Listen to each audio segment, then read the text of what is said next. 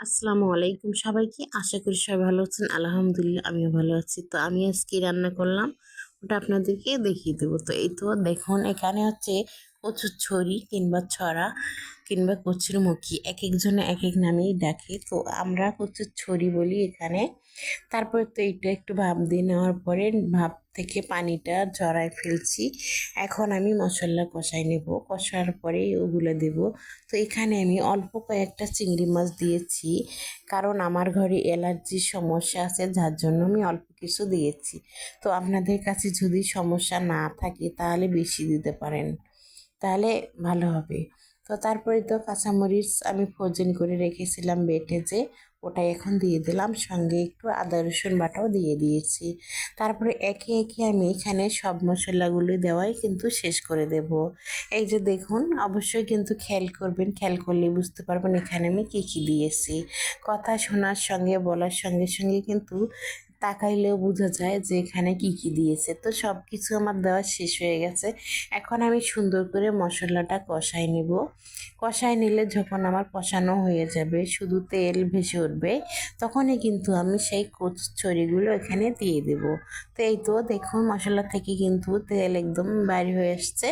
তো এখন কিন্তু এই তো দিয়ে দিচ্ছি, সবগুলো দেওয়ার পরে নেড়ে নিচ্ছি। নেড়ে নেওয়ার পরে দেখুন অনেক সুন্দর কিন্তু লাগতেছে, মনে হয় কি মেখে রাখলে যেরকম হয় ওরকমই হয়ে গেছে। তো এখানে একটু আমি পানি দিয়ে দেব। পানি দেওয়ার পরে কিছুক্ষণ জাল করে নেব। জাল করে নেওয়ার পরে দেখিয়ে দেব। তো পুরো ভিডিওটার সঙ্গেই থাকবেন, আশা করি কেউ স্কিপ করবেন না। স্কিপ করলে অবশ্যই দেখতে পাবেন না আমি কখন কি করেছিলাম। তো এই তরকারিটা কিন্তু ইলিশ মাছ দিয়ে খেলেও খুবই ভালো লাগে, চিংড়ি মাছ দিয়েও ভালো লাগে।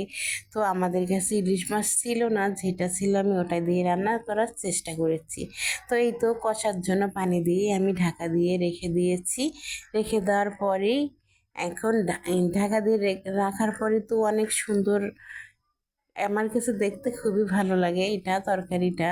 তারপরে এই যে দুইটা আমি এখানে জলপাই দিয়ে দিচ্ছি, ফ্রোজেন জলপাই। এগুলো হচ্ছে আমার ফ্রিজেই ছিল আগের, তাই দিয়ে দিলাম। তো একটু হাত চুলকাইছিল, ভাবলাম যে যদি গলা ধরে, তার ভয়ে এটা দিয়ে দিয়েছি। আর টক দিলে কিন্তু কচু দেখবেন গলা ধরে না, যার জন্য কিন্তু টকটা দেওয়া হয়। তো জলপাইগুলো আমি কিন্তু আওলাবো না, মানে ভেঙে দেবো না, এরকম গোটা গোটা রাখবো। তারপরে যে এটা দেখুন, এটা কিন্তু অনেক গরম থাকে, যার কারণে ধরতে খুবই কষ্ট হয়। এটা পুরাটাই মাটির একটা জিনিস। তো এইটা দিয়ে নুসনি দিয়ে ধরে ধরে নামাতে হয়। তা আমিও দেখাই দিলাম আপনাদেরকে, এটা হাত দিয়ে ধরা যাবে না। তারপরে আপনাদের সাথে কথা বলতে বলতে দেখুন, এদিকে গরম পানি দিয়েছি, যে তরকারিতে দিয়ে দিয়েছি। কারণ আমি ঝোলের পানি, এগুলো একটু সিদ্ধ হয়েছে নাকি দেখে নেব চেক করে। এই তো দেখুন অনেক সুন্দর সিদ্ধ হয়ে গেছে। তো এখন আমি এটাকে জাল করে নেব। জাল করে নেওয়ার পরেই কিন্তু নামিয়ে ফেলবো। তো তার আগে একটু মশলা দেব আমি, শুকনা গুঁড়া মশলা। না দিলে কিন্তু ভালো লাগে না, তাই আমি দিয়েছি। তো আপনাদের কাছে না দিলে না দেবেন, কিন্তু দিলেই বেশি সুন্দর কিংবা মজা লাগতে পারে।